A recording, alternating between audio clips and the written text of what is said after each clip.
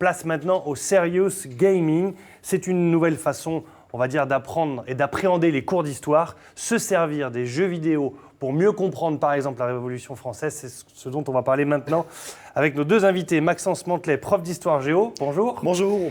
Et puis Antonin qui est avec vous, Antonin Baudot, élève de 4e. Bonjour Antonin. Bonjour. Bravo d'affronter les caméras. Merci d'être là, tous les deux, pour nous parler d'un projet assez incroyable, assez virtuel, mais parfaitement réel. C'est ça, c'est un projet qui a été soumis par un ancien élève du collège qui a fait un master sur les serious games et qui nous a proposé de mettre en place justement une étude de la Révolution au travers du jeu Assassin's Creed en étudiant le Paris révolutionnaire. Donc on s'est amusé au travers de petits ateliers pendant 2 heures à traverser Paris et à voir les monuments d'époque tels que Notre-Dame de Paris par exemple. Ce qu'on rappelle rapidement pour ceux qui ne connaissent pas Assassin's Creed, c'est un jeu où on évolue dans un monde parfaitement reconstitué et ce jeu particulièrement se passe à Paris au moment de la Révolution française, donc on découvre le Paris de 1789. Exactement, c'est un open world en fait qui permet au travers du personnage de se balader dans Paris librement et de voir comment vivaient les habitants à l'époque, quelle était l'atmosphère de Paris à cette époque révolutionnaire. Allez, regardons le cours d'histoire du collège des frères Le Nain de Laon. Regardez, c'est pas monté, c'est comme ça que ça se passe.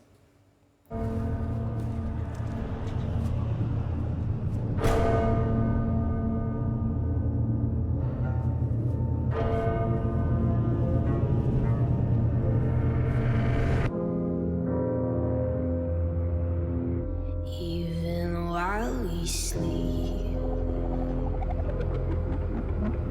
you will find you acting on your best behavior. Turn your back on me. There's a room where the light won't find you. There's a room where the light won't find you. When they do, I'll be right behind you.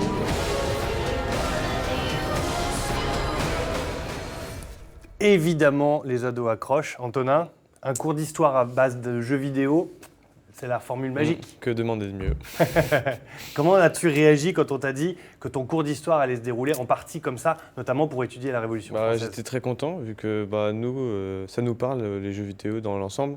Donc faire un cours avec quelque chose qui nous parle, c'est forcément mieux et bien pour quasiment toute la classe. Mais pourquoi justement, qu'est-ce que tu ressors du jeu, hormis les batailles, qu'est-ce que tu retiens du point de vue historique de... On retient le décor, donc l'univers, et on retient aussi les monuments qui sont très bien faits. Et donc c'est bien, quoi. Est-ce que quand on te parle du coup de la Révolution française, tu adaptes ce que le prof t'apprend, en l'occurrence Maxence, en plus de l'image apportée par le jeu vidéo? Oui, en fait on fait un mix, donc on a le jeu et donc on a les réalités historiques apportées par les professeurs. Ouais. Alors Maxence, justement, là, évidemment, c'était un support énorme pour ces étudiants-là, ces jeunes-là, parce que ça leur parle, c'est un langage qui leur cause. Et c'est un support très intéressant, mais avec lequel il faut quand même faire attention. C'est pour ça qu'on avait prévu 4 ateliers. Et en fait, il y avait un atelier qui permettait de discerner la réalité telle qu'elle était à l'époque et ce qui a été rajouté ou au contraire enlevé dans le jeu vidéo pour permettre à l'élève de discerner. Parce que c'est pas le jeu vidéo qui fait le cours d'histoire, c'est quand même Exactement. vous qui reprenez la main et vous vous servez de ça comme un support d'illustration. Exactement, c'est un cours d'histoire, somme toute, qui est argumenté, qui est ajouté justement qui est aidé, avec des extraits vidéo ou même carrément j'avais ramené ma console de jeu en classe et par des sessions de jeu dans lesquelles on visitait pas. Pédagogiquement parlant, comment est-ce qu'on vous regarde? Parce qu'on se dit c'est quand même une façon nouvelle d'enseigner l'histoire. Quels sont les retours que vous pouvez avoir de ça? Alors avant justement cette pratique, on a eu des retours de parents qui étaient un petit peu méfiants vis-à-vis de ce jeu puisque ils ne savaient pas en fait comment utiliser le jeu vidéo à l'école. Ils avaient un petit peu les arrière-pensées qu'ont tous les parents sur leurs enfants qui vont jouer à des jeux de guerre ou à des jeux qui n'ont pas vraiment d'intérêt pédagogique. Et là, on leur montre justement qu'un jeu vidéo qui est tout public, ici, peut être utilisé de manière intelligente pendant un cours d'histoire. Sur une saison complète, vous utilisez combien de jeux? Je sais pas, par exemple, depuis le début de la saison, t'en as vu combien des Pour cours? l'instant, on n'en a utilisé qu'un seul, Ouais. donc celui-là. Celui de la Révolution. Exactement. C'est ça. Et il y en a un autre qui est prévu avec les classes de 5e sur un jeu de construction Minecraft. Dans justement le chapitre sur les châteaux forts, les élèves vont devoir nous construire un château fort en cube qui servira un peu de devoir maison à nous rendre à la fin de la leçon. Finalement, entre l'élève et le prof, on se demande qui est le plus enfant. Je ne répondrai pas à cette question, même si je pense connaître la réponse. Très bien. Merci beaucoup d'être venu nous parler de ce projet.